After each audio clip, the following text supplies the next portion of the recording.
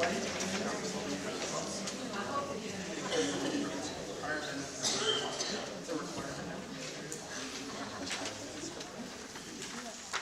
believe this is on. Can everybody hear me? Yes. Yes. Every corner of the theater? Okay. Well, on this rainy afternoon, well, it should be pleasant because we need the rain. But still, it's kind of gloomy. And hopefully, with the program that we're going to present, an afternoon with Sigmond Romberg, will bring some of that gloom to an end. And we hope that you'll enjoy this program. Now, we have a little formality before we get into the program. Tosca every year has to have an annual meeting. And so I'm going to ask our Vice President, David Wyrock, to step to the podium and start the meeting. Welcome, David Wyrock.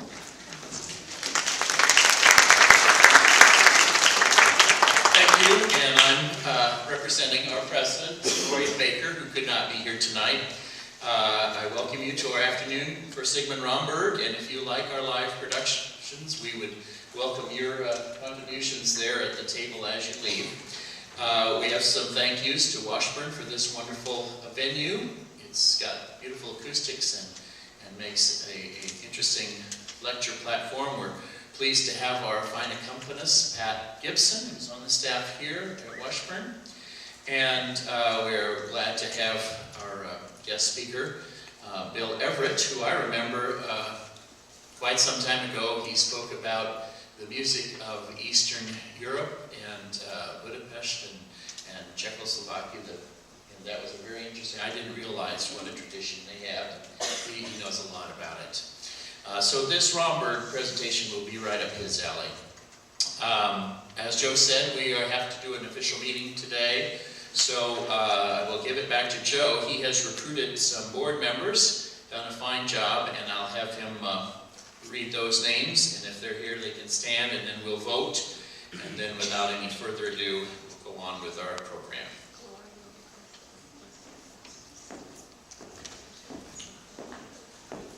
Thank you, Dave.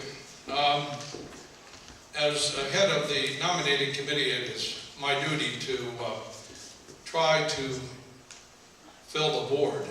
And, well, we have to nominate officers every year.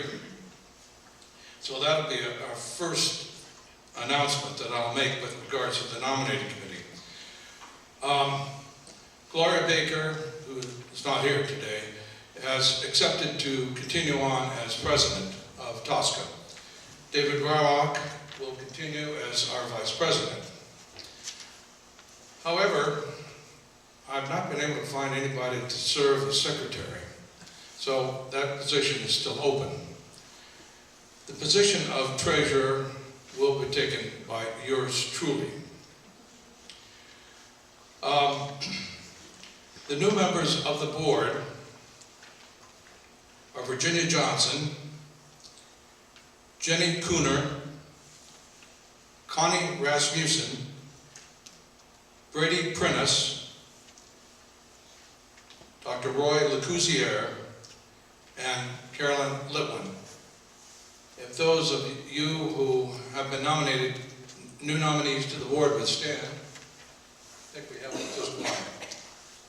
Well, anyway, I move that the report of the nominating committee be approved. Do I hear a motion for approval? Second. Do I hear a second? Second. All in favor, say aye. Aye. All against, by the same sign. With that, Any from the floor? If they want to nominate anyone, they can. I'm sorry. They may nominate from the Oh, floor. yes, well, I'm sorry. The formality is that you could nominate from the floor, but I guess we've closed that.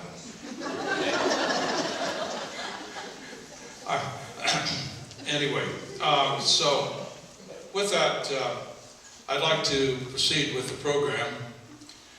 Well, as you can see, TSCA is not a purely a formal organization.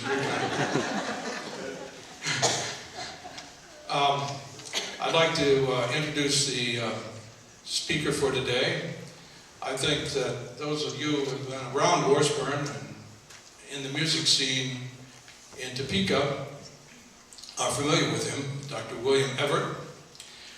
He is now a professor of musicology at KUMC in the Department of, well, in the Conservatory of Music and Dance. I personally remember Bill from making the introductions to the symphony, but I remember those as being very erudite and very interesting. And so I'm looking forward to his presentation with Sigmund Freud.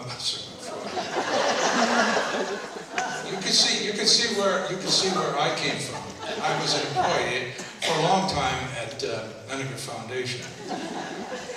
Sigmund Romberg. And with that, Bill, I'd like for you to come forward.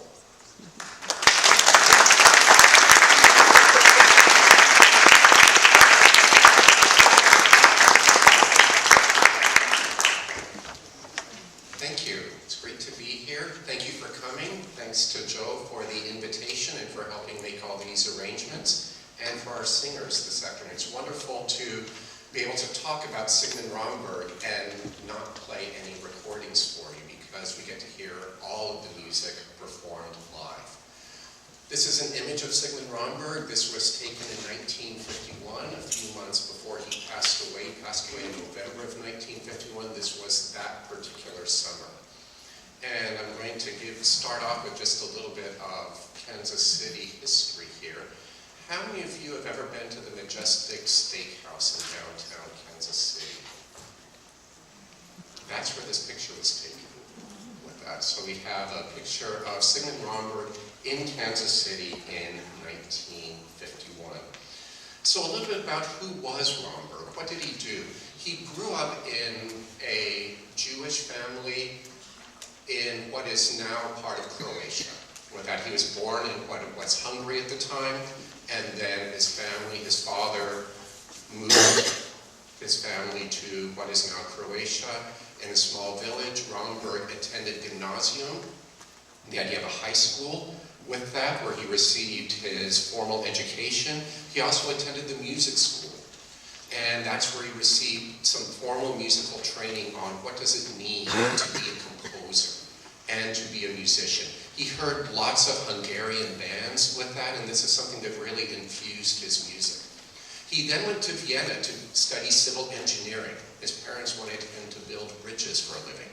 Well, he was captivated by music, and he found himself at several of the theaters in Vienna and decided this is what he really wanted to do, was to be involved with the theater, with the whole tradition of Viennese musical theater, this world of operetta. Franz Lehar was one of his good friends with that, whose operetta, The Merry Widow, continues to be performed all over the world. And Romberg really gained his experience in a very practical way. He didn't go to the Vienna Conservatory. He wasn't conservatory trained. He learned by doing. With that, following Franz Lehar around, learning what does it take to create a successful work for the musical stage. And he then came to America in 1909, and we'll be talking about that legacy in just a little bit. Another picture of Romberg, here he is seated at the piano. In the 1940s, we're calling this an afternoon with Sigmund Romberg because it's the afternoon, but in the 1940s, Romberg toured all across the country with a program called An Evening with Sigmund Romberg. This is actually from one of those programs, the photo that he used in that. One of Romberg's big hobbies was to collect music. He was an avid collector, and this is his basement of his home in Beverly Hills in the 30s, and surrounding the walls you will see his very extensive music library. He tried to make sure he had a copy of every work that ever appeared on any sort of musical stage in his library. And what's remarkable is he knew where it was. There's a very famous story of a reporter coming to ask him about his music library and said, oh, you think you have a lot of music? And Romberg said, yes, I do. I have over 2,000 volumes in this collection. They said, well, there's this obscure opera by Ralph Vaughan Williams, Hugh the Drover. Do you have that? And Romberg thought for about 2 seconds, went over and pulled it off the shelf and handed it to the reviewer. He not only knew what he had, but he knew where it was at all times, which is absolutely remarkable. Romberg liked to compose at the organ. He really found the piano, he said that works fine, but he said from the organ, he said there's a greater variety of sounds.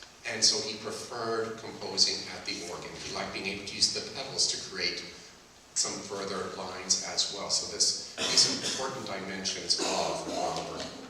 A lot of what we know about Romberg comes from a pseudo-biography that appeared by Elliot Arnold, and then a film in 1954, Deep in My Heart, with Jose Ferrer appearing as Sigmond Romberg with that.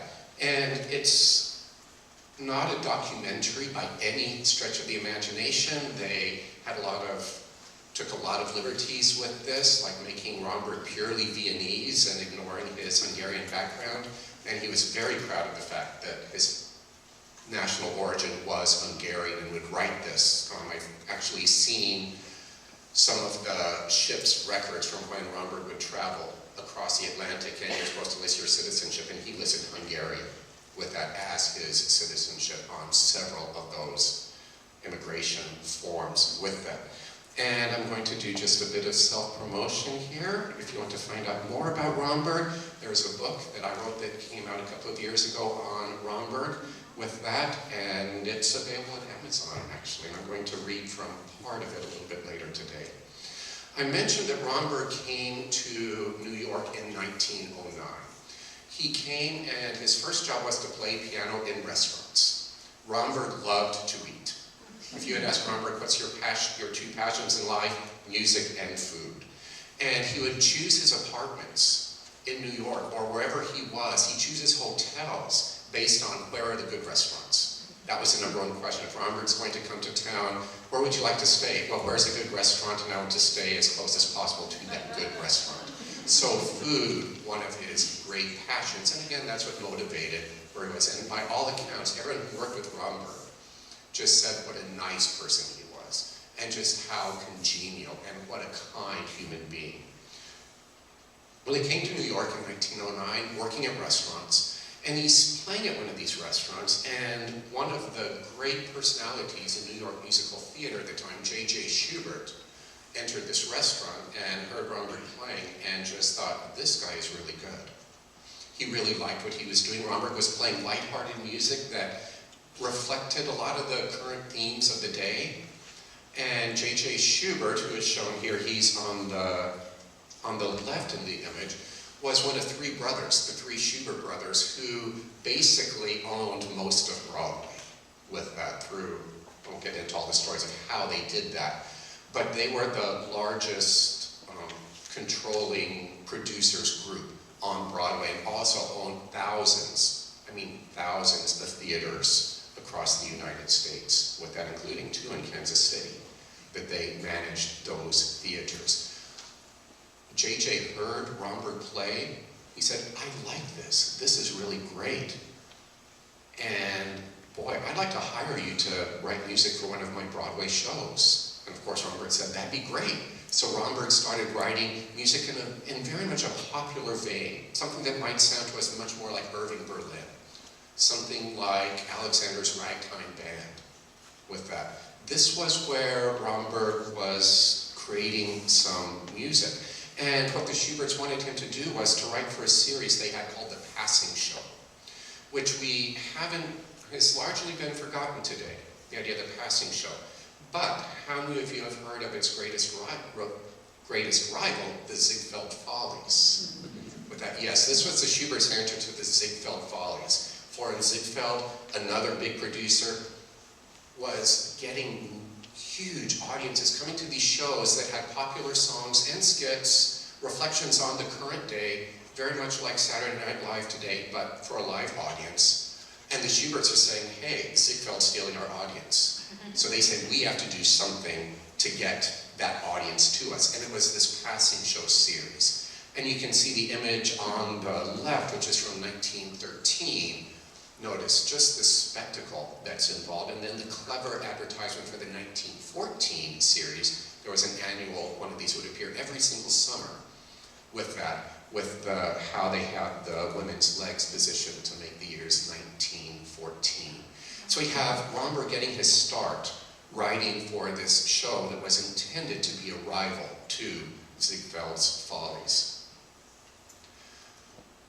What's happening though is the Schuberts are saying, okay, we're trying to get this audience to come from Ziegfeld shows, but they said, we're also interested in another type of musical theater. What had happened in 1905 actually, 1907 in New York, is, mentioned Franz Lehar, The Merry Widow, appeared on Broadway in English, in an English translation. Audiences loved it. This was the biggest theatrical event of really arguably the first 2 decades of the 20th century. The Merry Widow comes to New York. People are crazy about it. You couldn't go anywhere without seeing merchandising for the Merry Widow. We think about Andrew Lloyd Webber and Cats logos today in Phantom of the Opera, t-shirts. Yeah, the Merry Widow was bigger than that. They had Merry Widow hats, which they would ask ladies to remove when they entered the theater because no one sitting behind them would be able to see the stage otherwise. There were Merry Widow wedding cakes available. Anything, they were selling everything with the Merry Widow. And the Schuberts are realizing there's money to be made here. People like these Central European works adapted for American audiences. And they say, we've got this guy Romberg working for us. He studied in Vienna. He knows how that works. He knows how American music works. We've given him training in the Passing Show series. So let's have Romberg do some of these adaptations of Central European works. And that's exactly what happened. And the first one of these was a show called The Blue Paradise, which was a Viennese operetta. And what happened is Romberg wrote some songs that would go alongside some original music from the Viennese production. The story of The Blue Paradise. It's about this young man who likes to go to this inn in Vienna called the Blue Paradise. He falls in love with the waitress there. They fall madly in love, but he is sent off to America. And so they cannot be together. And before they leave, they sing a beautiful waltz. This waltz called Auf Wiedersehen, goodbye. And so the audience is just weeping. You know, these young people, they cannot be together. And then what happens in the second act, 20 years have passed, and the young man returns to Vienna, now a mature, middle-aged man, and he returns to this inn. He says he just wants to go to that inn, the Blue Paradise, because he remembers his young love. Well, it turns out that the inn is now a private home, and the woman with whom he was in love, it's her husband who owns the home, so she's now the person who is living there. And they have a daughter who's about 20 by now. So he goes into this and they say, well, for one night, we'll just recreate this like it used to be when we were young, to make him happy. He goes and he sees his daughter, the woman with whom he was in love, and says, it's you. I've gone back in time. What's happened here? And then he realizes, his friends tell him, no, that's actually her daughter, and here she is. So again, he's heartbroken with that. But finding these bittersweet stories that audiences just weeping at the end. They loved it, and they kept coming, and the Schuberts realized, we've got potential for success going on. So the next thing happened was the next major thing was Maytime in 1917. Again, taking a Central European story, this one from Berlin. And a similar story, young man and young woman cannot be together, their parents forbid their union. And what happens at the very end is their grandchildren meet and fall in love and realize the true love that their grandparents could not have. So again, a sad story with that. And again, Romberg wrote a wonderful waltz called Will You Remember? This idea of the passing of time, remembering young love. Something significant about this, and this is in the left-hand image, this is what we would call an operetta. It's set in a distant time. And we have beautiful music like we're going to be hearing momentarily that requires trained opera singers really to do it effectively, but they aren't going to call it an operetta. Why not? For this show that came from Berlin in 1917. It's World War I. And the idea to put something on a commercial New York stage with German source material was just deemed too dangerous with that. People aren't going to come. So they called it a play with music. And you see a lot of these words being called that. Then on the right is Ottilie, who is in the middle with that, and then the man with whom she is in love on the right, and then the person she's forced to marry on her left. Playing Ottilie in this, creating the role, was a very young American actress named Peggy Wood. Does that name sound familiar? The Sound of Music. She played Mother Abbess. She gets her own screen in the Sound of Music film because Peggy Wood became famous for appearing for the first time in Maytime. This is something also with Romberg, that he helped generate careers of major, major stars. With that Peggy Wood, brother and sister dance team actually in their very first Broadway show were performing to Romberg's music. Have you heard of Fred Astaire? Yes, Fred and Adele Astaire. Their very first performance was to Romberg's music. There were many, many others. Romberg helped initiate the Broadway career of a very young composer who brought a song, and Romberg said, yeah, that sounds good. Let's put it in one of these Schubert productions. That young man's name, George Gershwin. So it was actually Romberg who helped Gershwin get his start. So again, this kind nature of Sigmond Romberg. Maytime was made into a film in 1937. They changed the story substantially so that really only that Will You Remember song remains. The rest of the music was thrown out, which is really important because it's wonderful, wonderful music. And then continuing to do this, a slight shift in 1921 with a show called Blossom Time, which was a fictional story of Franz Schubert, where Schubert falls in love with this young woman, but is too shy to tell her, so he gets a friend of his, a real-life character, Baron Schobert did live, to sort of tell her that he loves her. Well, what happens is that Mitzi, this young woman, falls in love with Baron Schobert, and Schubert is heartbroken. And according to the musical, not reality, he dies of a broken heart. And that's why he never finished his unfinished symphony, was because he was heartbroken because Mitzi fell in love with his friend. With that. But again, that didn't happen. But here's this momentous moment in the show where Schubert's playing for his friend this song, and then he turns around and realizes the two of them embrace. Based on a German story, so again, we have an adaptation here, but Romberg did all the music himself with this, but the story being borrowed. But one of the reasons this was a success, remember the Schuberts? J.J. Schubert, without a C in his name? He thought, boy, there's a lot of money to be made here, doing a show about Franz Schubert with a C. And a fun image to show you is the main song, and this is the Song of Love. You are my song of love. See, after you heard me sing, you'll really appreciate the singers. But taken from an actual Schubert melody from his unfinished symphony, Romberg creates a waltz from that. And there we have this in Romberg's own hand. Then, 1924, The Student Prince in Heidelberg.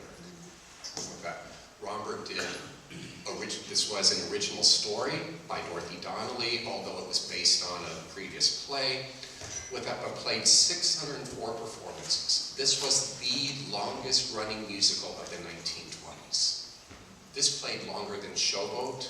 It played longer than anything Gershwin was doing in the 1920s. It was Sigmund Romberg's The Student Prince, the longest running Broadway show. The Schuberts were very cautious about putting the show on stage. The story was going to be about Karl Franz, a prince, who goes to study in Heidelberg, and he falls in love with a waitress, Kathy.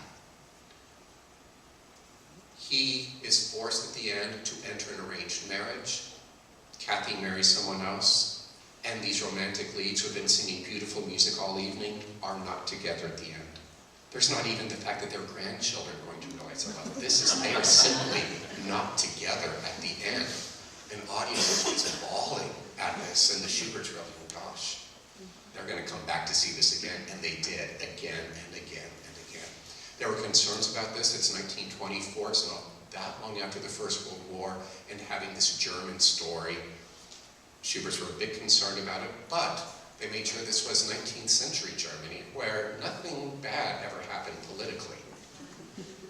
The only bad things that could happen, the only tragedies, were matters of the heart.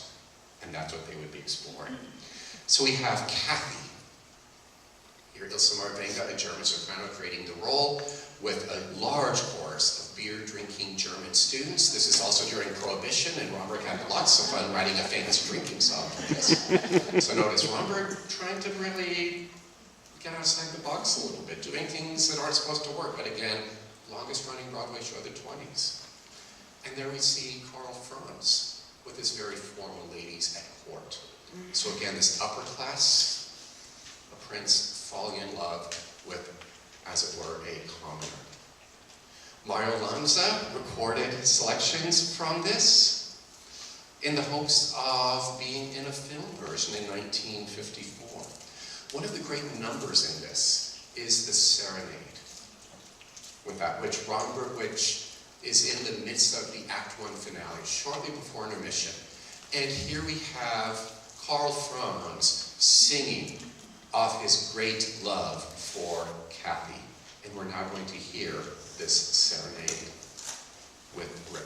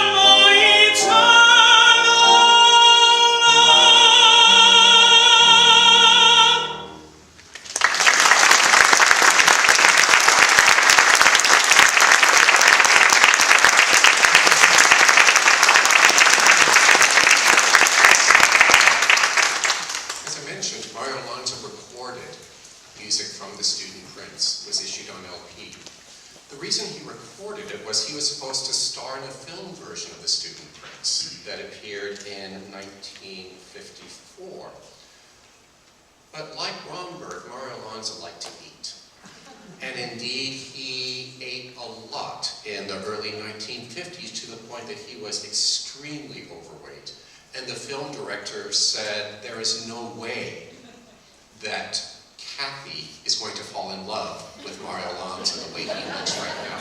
They've recorded the music already, so it's his music that you hear in the film. It is Mario Alonso singing, but they substituted Edmund Purdom, an actor who really couldn't sing that well, but it didn't matter because Mario Alonso was going to be doing all the singing with that, so that we have Mario Alonso's voice with Edmund Purdom's looks.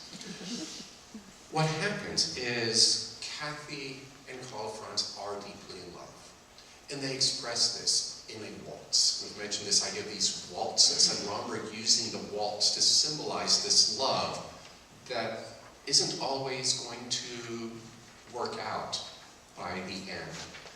And in The Student Prince, this waltz is deep in my heart, dear, and we're now going to hear that.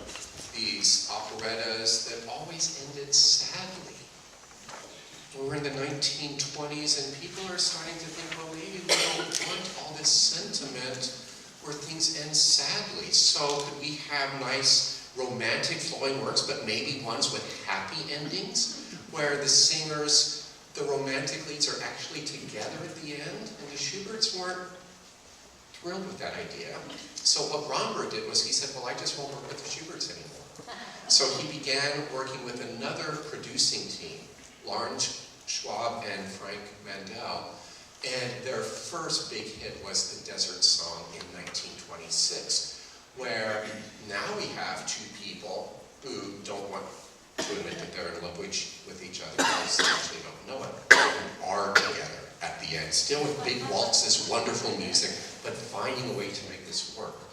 If you notice who did the lyrics, we have Otto Harbach, who had his career actually in the realm of operetta, working very much, most frequently with Rudolf Frimmel, who, like Romberg, was one of the chief composers of these escapist operettas in the 1920s, but then a name, Oscar Hammerstein II. Yes, this is that same Oscar Hammerstein II who was later going to work with Richard Rogers and several other people. What happens in the Desert Song is that we have, it's set in North Africa in the 1920s. It's in the present day for the 1920s. And we have Margot, who is the daughter of a French general there with a French military presence in North Africa, in Morocco, which was actually happening at the time. She is madly in love with this character called the Red Shadow. The Red Shadow is a hero. He's helping the Moroccans achieve justice against the French colonizers there. And she just finds him so dashing and so wonderful.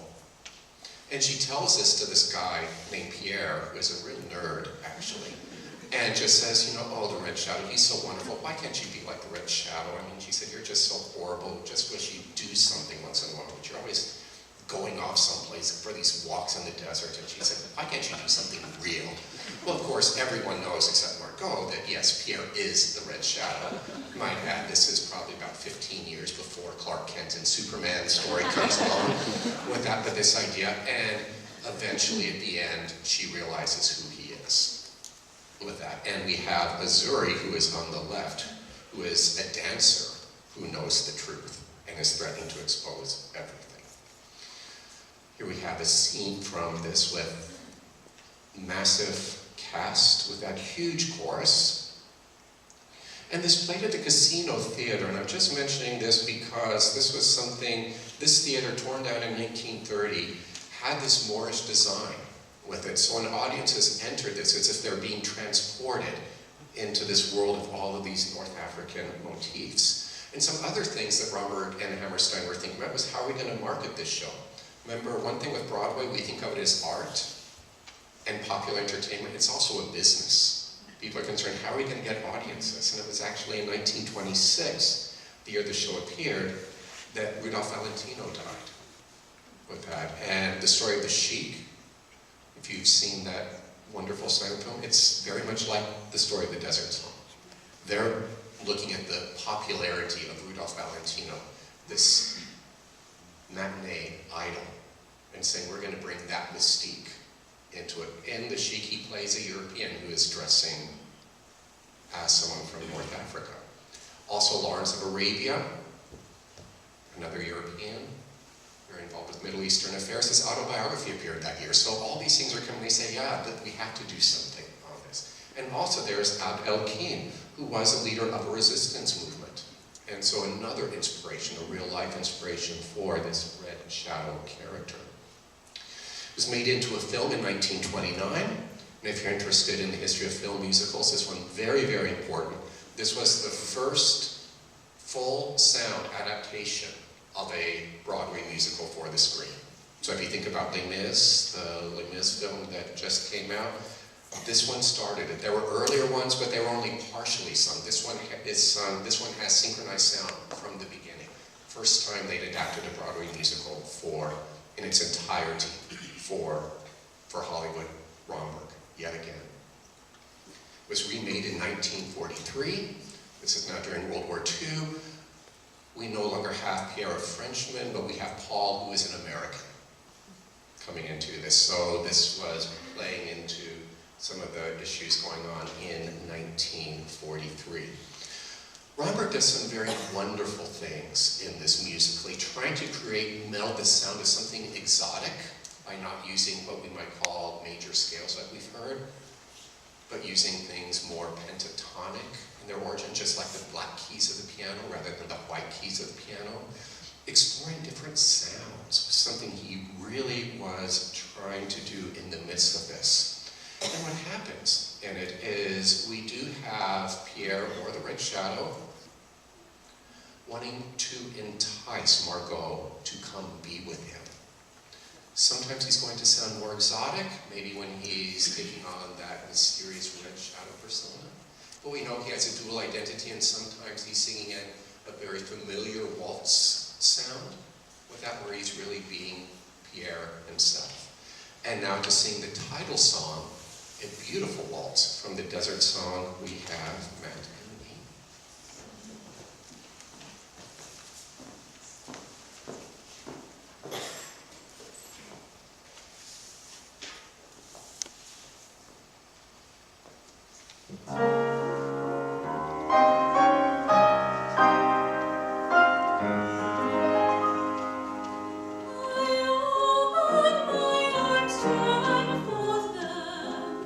And they've gone like operas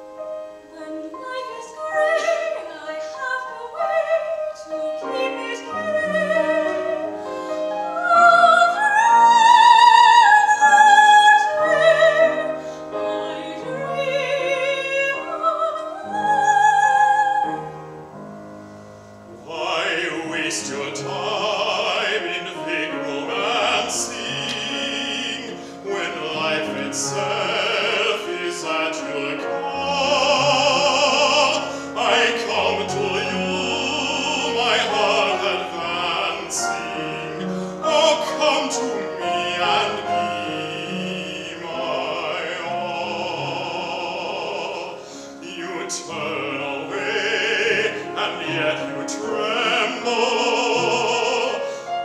My little bird has wings, I see. Come, leave your cage and don't dissemble. If I but try, I'll make you fly with me.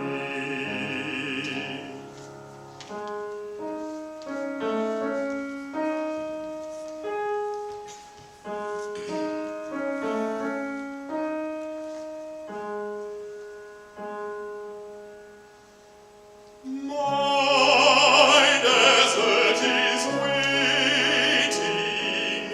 dear, come there with me. I'm longing to teach you love's sweet melody. I'll sing a dream song for you, painting a picture for two. Blue heaven and you and I, and the stars kissing a moonlit sky, the desert song whispering a lullaby, only stars above you to see. I love you. Oh, give me that night divine, and let my arms in yours entwine. The desert song calling, its voice enthralling, will make you mine.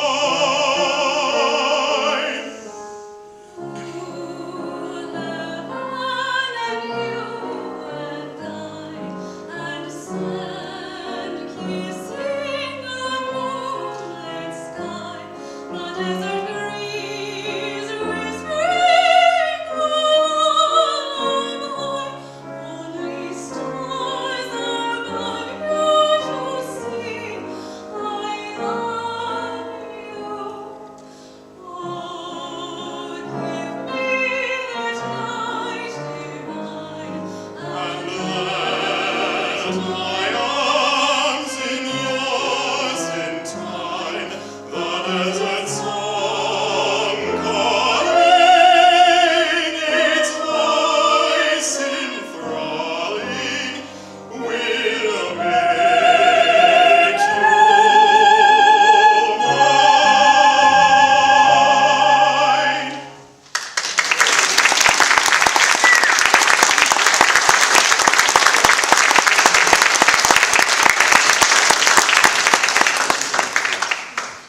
The Desert Song was filmed a third time in 1953 with Gordon MacRae and Catherine Grayson. This time we no longer had the red shadow. Any idea why? It's the 1950s.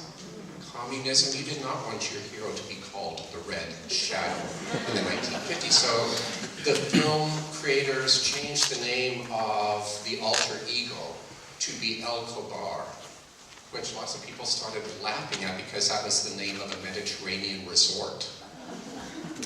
With that, but some beautiful singing, beautiful scenery in there with Catherine Grayson and Gordon MacRae. They know,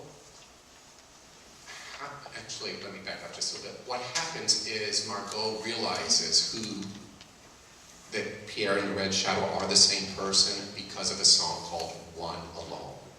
This idea, this is his love song to her. And there's a famous story surrounding this, and we're going to hear the song momentarily.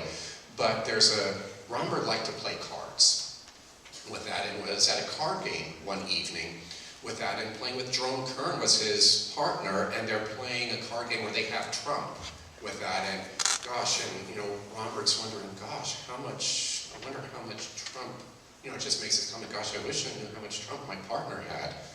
And what happened is Jerome Kern started whistling the song one alone. to let him know, don't make that suit trump, I only have one. And so what does Romberg do? He makes that suit trump. And afterwards, Jerome Kern says, what were you thinking? I was singing that song to you to let you know. And Romberg's response, who can tell anything from lyrics? So Romberg being concerned, yeah, the music is there. Romberg didn't care about the words. And so he said, here, you're singing a song from the Desert Song. So big deal, what am I supposed to do with that? But anyhow, now to hear this wonderful song, One Alone, which is Pierre's Ode to Margot. We have Rick.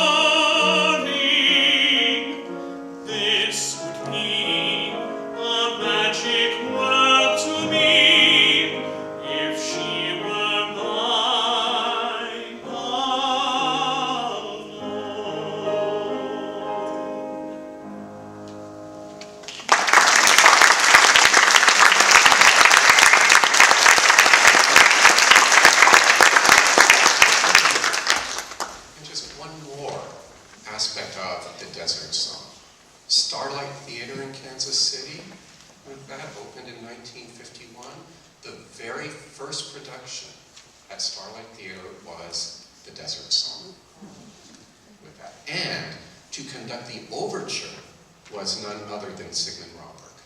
In fact, he was brought to Kansas City in 1951 to conduct the overture with that for the inaugural production at Starlight, which I don't want to get too far off base here, but remember the Schuberts from a really long time ago, earlier this afternoon? Actually, Starlight Theater and the Muni in St. Louis, these outdoor theaters, those started as a Schubert-initiated project to find new audiences with that. So it's sort of this Romberg and the Schuberts and all of these things all sort of coming together in some ways with this idea of these outdoor summer venues. And also Romberg gave some concerts in Kansas City with that to various groups when he was there in 1951. Here's an image of him playing the piano.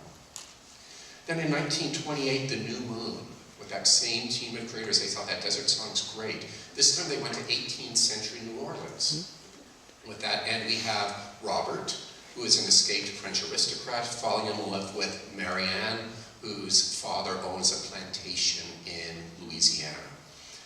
They fall in love at first sight, but they are both really, really stubborn, and neither one of them will admit that until the very, very end. Something that was also going on at the time, and again, remember, there's this idea of making sure the music is going to be relevant to audiences and they're going to love what they're hearing, that in the 1920s, the time of the new moon, there was an Argentinian singer, Carlos Gardel, who was extremely popular in New York. And he would sing this particular type of song called a tango canción, this tango song. It wasn't like a tango necessarily to be danced to, but one that would be sung, particularly over the radio. And the characteristic of this would not be a song about happy love. This would be a song about tragic love. And remember how Romberg would do that with waltzes earlier on, love that does not work out? Here, that's what this tango canción, the lyrics were all about that. So what happens is we have Robert and Marianne, who eventually, they're going to work things out. But we have Robert's friend, Pierre, who things don't go so well for him with that. He falls in love with these women and they dump him, and he is just devastated by all this. And he expresses this in a wonderful example of this tango canción following the type of music that audiences would have heard Carlos Gardel singing softly as in the morning sunrise.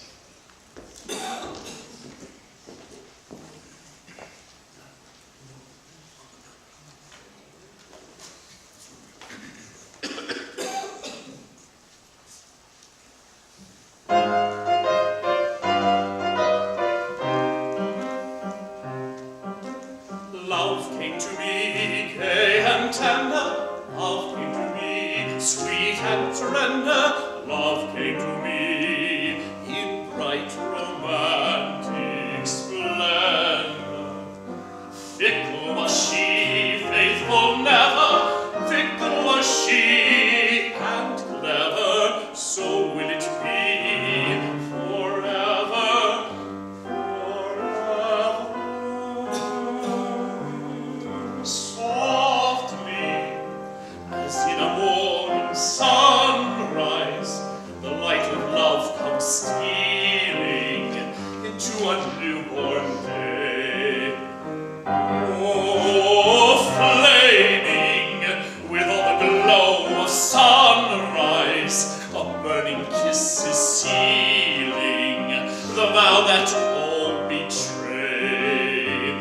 For the passions that thrill love and lift you high to heaven are the passions that kill love and let you fall to hell. So ends each story, softly as in an evening sunset. This light that gave you glory will take it all away.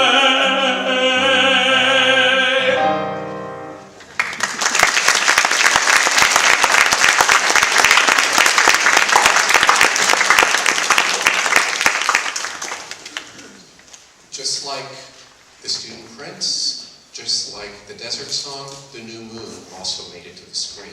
First in 1930, with two of the most famous opera singers of the time, Lawrence Tibbett and Grace Moore, appearing in this. This is some of the finest singing of any of Romberg's music, aside from what you're hearing today, of course. But with that, to have these two established stars of the Metropolitan Opera singing Romberg's music on screen. The studio MGM hoped to make them a household name, that people would see lots of their movies coming of these operetta films with Grace Moore and Lawrence Tibbett. It didn't happen.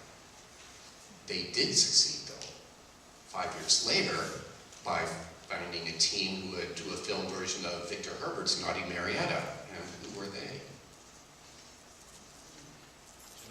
Jeanette MacDonald and Nelson Eddy, who in 1940 starred in a film version of The New Moon. Romberg explored the idea of a tango in this. He also was writing lots of marches with that. That was another specialties coming from his youth in Vienna. And in this 1940 version of The New Moon is a very famous sequence talking about overcoming social injustices, doing what is right, people promoting social equity and freedoms. And the song in which they're singing about this, to come together, stout-hearted men.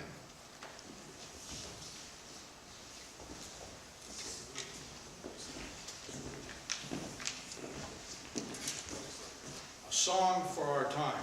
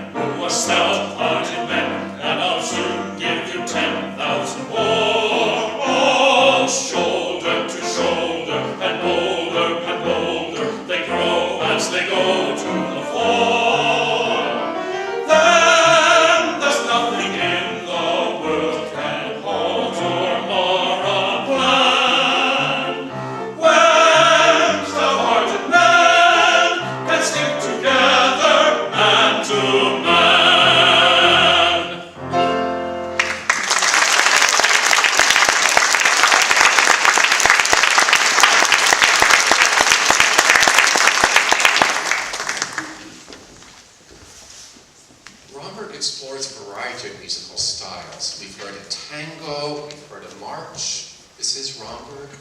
We of course need to have a waltz. And it's Marianne who sings of her dream. She's waiting for that one man to whom she is going to give one kiss.